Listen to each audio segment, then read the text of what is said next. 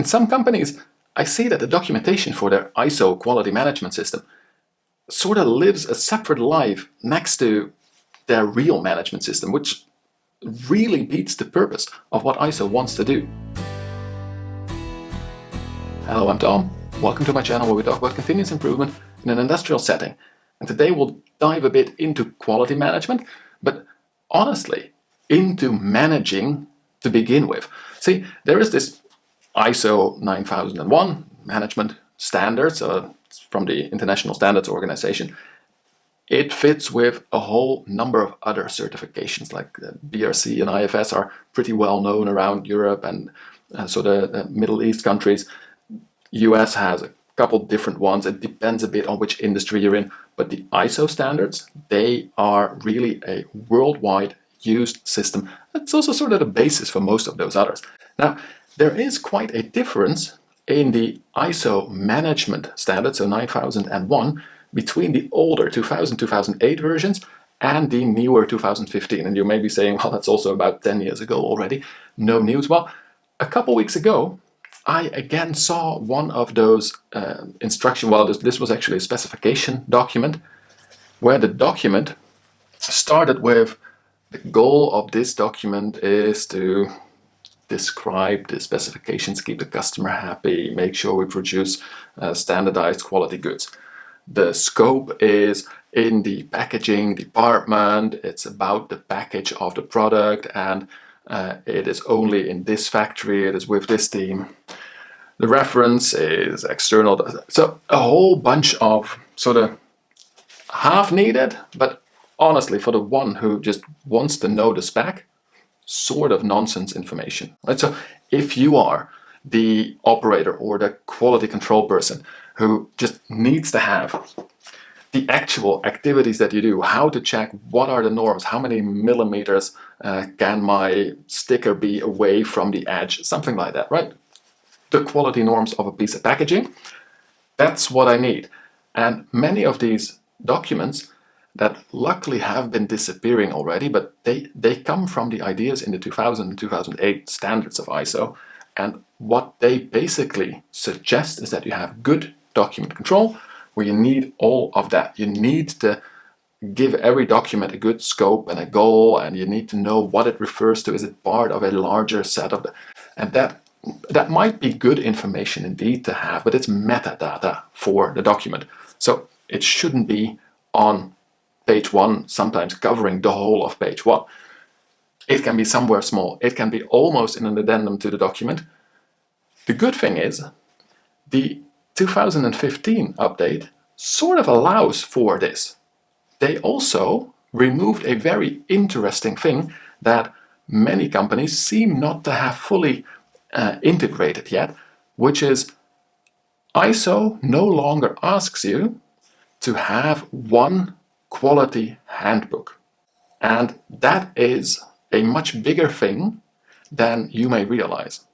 So in the days before, ISO and most of the other the big certification types, they would ask of you, they would demand from the company that wants to have their certificate that there is one managed quality handbook, which in practice means that usually the quality department will have one web page or a software system or just a whole bookcase full of all of the procedures. And they have procedures based on the chapters in their structure, and there's a couple of procedures that practically are also just written to be written. I have my opinions on that as well, as you can imagine.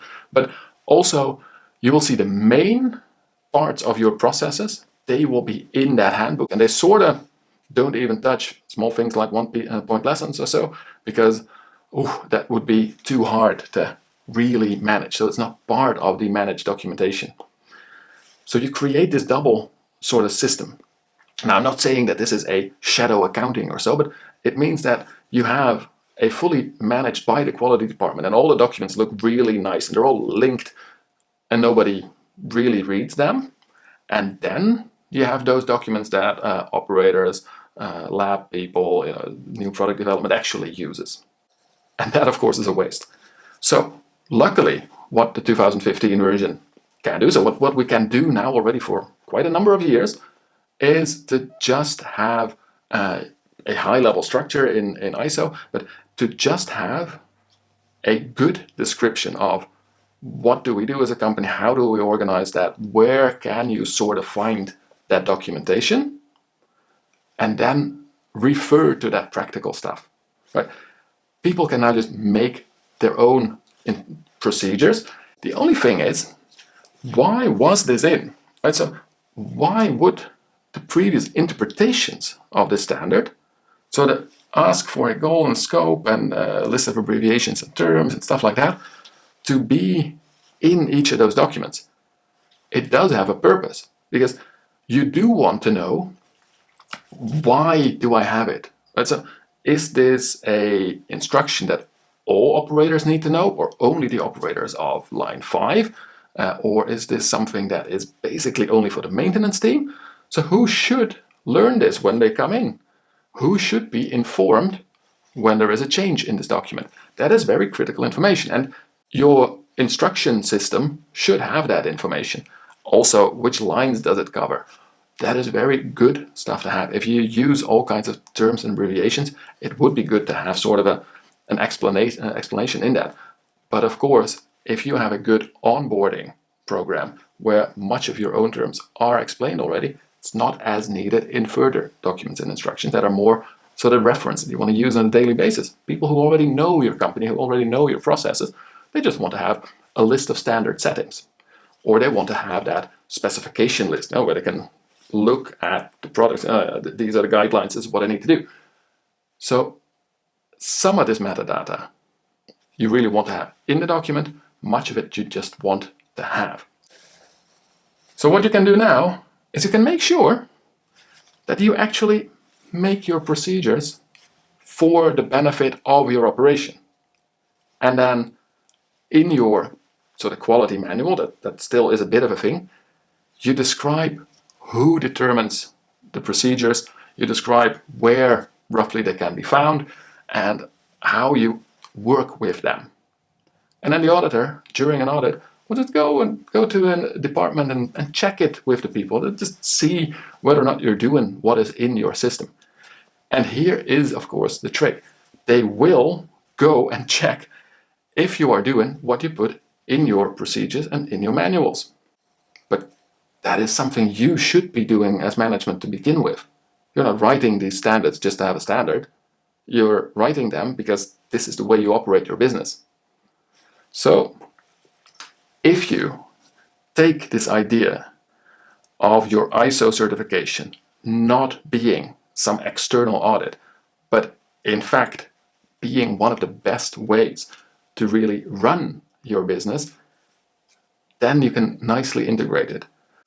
Let me give you a second example where I see this sort of going wrong very often. And that is a key concept, a key requirement of any ISO certification and most of the other sort of quality management certifications as well.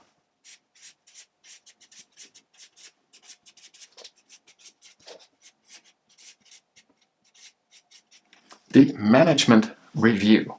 Now, the management review basically is just looking at your processes, looking at whether or not your processes are doing what you have planned them to do. Now, ISO makes a very big thing about looking at risks and opportunities. And risks and opportunities in many systems, and unfortunately also by quite a number of auditors, but it's sort of translated into those are not your KPIs. This is not how much money you make, the OEE of your machines, how much waste you produce. This is purely complaints coming from customers, outside stakeholder. This is safety, really important because it's employee and government stakeholders. This is your environmental impact. Also more and more consumers and government want to but they are stakeholders. They want to put some constraints and see some improvement there. So those are the stakeholder analysis with the risks and opportunities. But let's not forget that your shareholders are also very important stakeholders, and the market also expects you to deliver on time and for a reasonable price. So the lean in your company, right? How well you can fill your inventory and deliver to your clients. That is a serious part as well of keeping your stakeholders happy. Those are super important stakeholders as well. So basically, if you have a good KPI structure that does have safety and quality, but also delivery, cost, people motivation perhaps, so take those different aspects that cover all of these stakeholders, including your shareholders, then you actually have a very, very good set to also base your management review on. Now, what's the frequency of this management review? It is at least yearly or so, but some KPIs should actually be checked monthly, weekly, even hourly. That's a bit of a throwaway term there. And it should be led by the responsible leadership for this performance. Those type of wordings, they sort of lead a lot of organizations to have a separate management review organized by the quality department.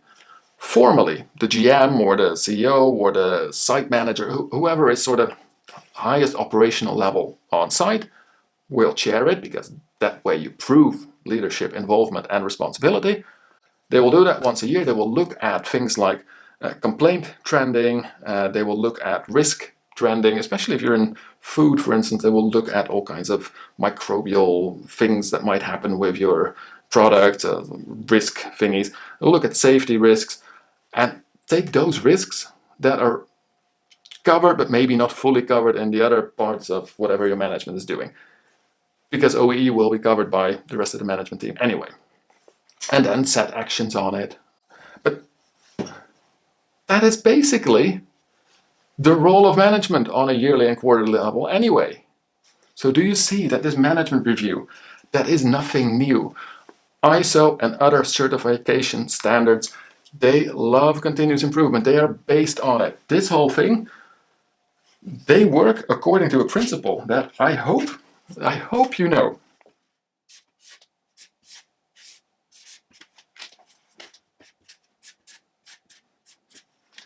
Plan, do, check, act. That is what ISO asks us to do. When you have a management review and they say in the extra explanatory text that some of the KPIs have to be checked on a monthly, some maybe even on an hourly level, what they're actually saying is you need to have performance control, a performance control system in place. You need to have performance meetings. Now, they need to be documented. And they may need to have a formal agenda, they may need to have an action list captured, they may need to have the KPIs captured. Again, I have seen this translated into we need to capture them and store it for years. That's not what ISO says. Now, a management review on a yearly level, yes, keep those documents for a couple of years, because that's basically, you want to know if you were discussing the same things 1 or 2 years ago. You want to see a trending in it. If we're talking daily issues, if you keep that for a week or two, it's basically enough. Now, many quality departments might not immediately like it, but I can assure you that if you take an external auditor, an ISO auditor, down to the floor and they see that your morning meeting is talking about the KPIs, they come from a system, the deviations are discussed, actions are made there, there's feedback on actions that were put up there yesterday and maybe a couple of days ago, and the next day of the audit they come back and actually there is feedback on stuff that was discussed today, they are not gonna give you any minor or major or whatever for not taking snapshots of that action board. They know it's good, especially if you can also show them that from time to time there's an escalation going into your daily or your weekly meeting. Now at that level, at the weekly level, you probably keep an electronic record of the action list anyway, so they again can see it. If you have a good continuous improvement program in place, if you have KPI management, if you have project management, if you have that in place, if you have work streams or pillars, analyzing waste trends, analyzing losses, setting up teams to improve it, you have such a good management review in place. Really, really good management review. So use it. ISO loves continuous improvement. If you set it up normally, and I mean your continuous improvement program, if you really do what you say, then you and your quality team should be best friends. The main reason for this not happening in what I see is that when you are just starting with your continuous improvement program, your focus is on improving some machine parameters, process parameters, right? Output, and not so much on really building a nice system. It's going to be about visualizing stuff and not being dragged down by documentation. And this is where it sort of goes wrong.